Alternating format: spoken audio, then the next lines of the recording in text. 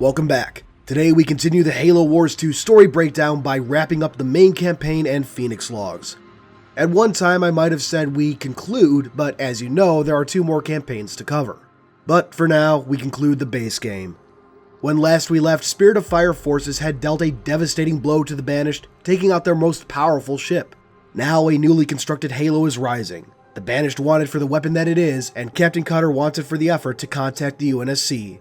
Now the final battle begins. The first level opens with the Banished moving forces to the ring via teleporter, while Spirit forces try to find a way to break through Banished barricades and stop the flow of forces to the ring. A solution presents itself in the form of a downed, though heavily guarded, Scarab. Alice and Douglas are deployed to capture the Scarab. Standing in their way are a ton of Banished forces, led by Honor Guard Orda Val Saham. Now Orda is an interesting character. Though this level marks the first mention of him by name in the game, he's been present in the background and his story is detailed in the Phoenix logs, which we actually covered a couple episodes ago. To refresh though, Orda's story begins the day Let Valir pledged his loyalty and the loyalty of his crew to Atriox. Orda felt that he had shamed his family, but remained fiercely loyal to his shipmates. When he came to the Ark, he felt a great swell of sorrow as he remembered all the Sangheili that had died for false beliefs. Orda was present when the cartographer was taken by Spirit forces, and soon after deployed under Decimus when humans attacked the Ark's portal network. Now, he stands in opposition to the Spirit of Fire's attempt to hijack a Scarab. Tragically, Orda would die in defense of the Scarab, failing to stop Spirit forces. On a side note, there's a cut version of the final cutscene in the 3rd level Ascension that featured an honor guard surveying the scene. I can't help but wonder if Orda was originally going to play a more prominent role in the campaign. Not as big as Decimus, mind you, that's for sure, but perhaps showing up now and then. And by the way, for that and other cut content, check out GameCheat13's channel. Credit to him for finding and publishing that footage. Getting back to the plot, with Orda dead, Douglas hijacks the Scarab.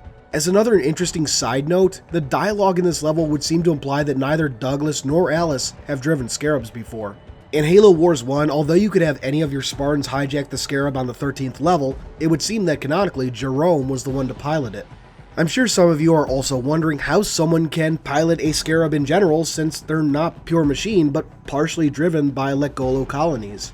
Well, while the Lekgolo do aid in the Scarab's operation, they are rarely given full control, so it's entirely possible for even an enemy to hijack the vehicle.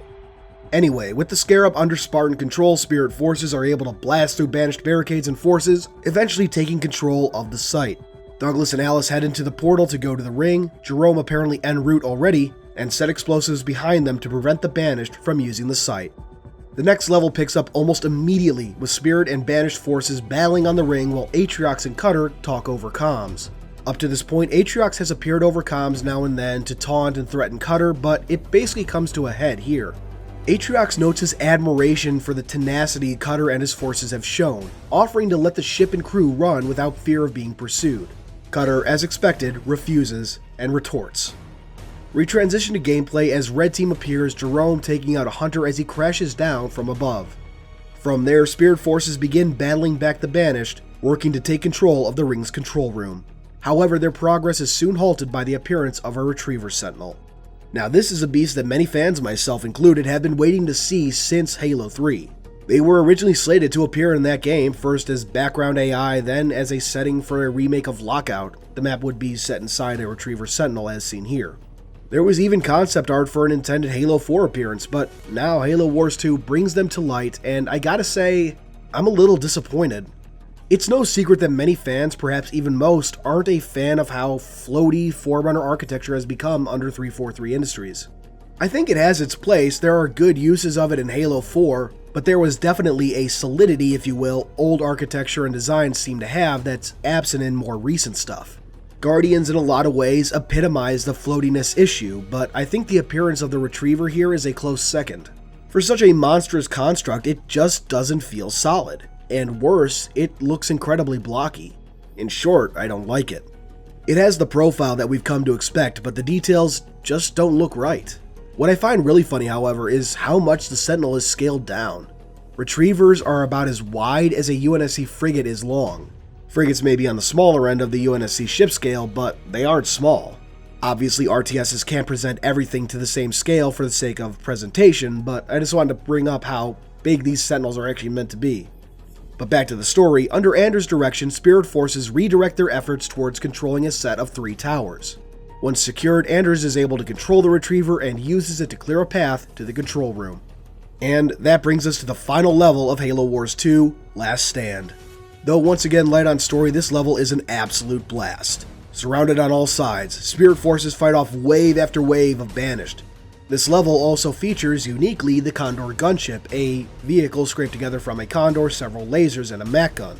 This, along with having almost every UNSC unit available at some point, makes the final level one of my favorites in the game and certainly a worthy finale. But getting back to story, after several waves, Anders manages to enter Halo's control room, at which point Spirit Forces start pulling out. Once clear, Anders uses the control room to pull off a pretty cool move. She almost literally throws the Banished off the ring, ejecting a mass of the ring into space. This is a feature that was first hinted at back during the CEA terminals, and now 6 years later, we see it fully utilized in a game. With the Banished taken care of, Spirit Forces begin moving off the ring. Unfortunately, before Anders can evacuate, the ring opens a slipspace portal and jumps in, taking Anders with it. The game comes to a close, with Cutter and Isabel preparing for their next move. The scene transitions to Atriox frustrated over his loss before looking out over his camp, revealing he still has a huge number of resources and forces at his disposal. And of course, we get the now famous secret ending as a Guardian appears pulling the ring out of slipspace. And I have to say, one thing this scene does that Halo 5 failed to do at any point is make Guardians intimidating. I like to think that part of this is the fact that you can't see the Guardian's ridiculous face, but still, kudos to Blur for pulling it off. But yeah, that wraps up the core of Halo Wars 2's story. Overall, the game is pretty damn good, certainly fun, and the story was enjoyable enough. As has been pointed out, however, it's not without flaws. Relevant story information seems to be revealed off-screen at times, the scarcity of cutscenes can have their drawbacks, despite how long they often are, the main villain is notably absent, and the story basically ends abruptly. However, unlike other games, Halo Wars 2 features the Phoenix Logs. A sort of evolution of the timeline feature from Halo Wars 1, these fill in a lot of holes and missing information in the story, while providing additional background context and details. Over the course of this series, we've covered most of them, from background on Atriox and the Ark Research Outpost, to various background events going on during Halo Wars 2. However, one we've yet to cover, one I find particularly interesting, features the Monitor of the Ark 000 Tragic Solitude. For some quick background, Tragic Solitude was formerly the first counselor of the Forerunner Ecumene. Following the fall of the Forerunners and the firing of Halo, he decided to be composed and take up the role of Monitor for the Ark as a form of penance. In the millennia that followed, much of his memories slipped away. The Phoenix Log in question is set in 2555, a couple years after the Battle of Installation 00 in Halo 3, and right before the events of Halo Hunters in the Dark. It shows Tragic Solitude surveying the damage to the Ark and preparing his plans to restore it. If you've read Halo Hunters in the Dark or seen my review of it, you know what that entails. If not, the short version was taking the toll from humanity's homeworld as vengeance for the damage done to the Ark. That wraps up the log, but it's not the last time we'll hear from Solitude in these logs. That's DLC, however, so we'll cover that when we get to it. And that basically wraps up vanilla Halo Wars 2. Even now, I think I can safely stand by the 8 out of 10 I gave this game back at release. The game has its shortcomings, absolutely, but the positives, I feel, far outweigh the negatives. At least for now. And while that's it for the base game, we still have 2 more expansions to cover, which we will in the near future. The first is, of course, Operation Spiritbreaker, something I'm really looking forward to covering. But for now, this is it. Thank you for watching as always, and until next time, this has been Halo Canon.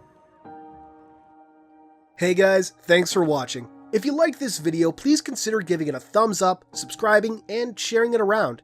You are the reason I get to keep doing this, so thank you, profusely thank you.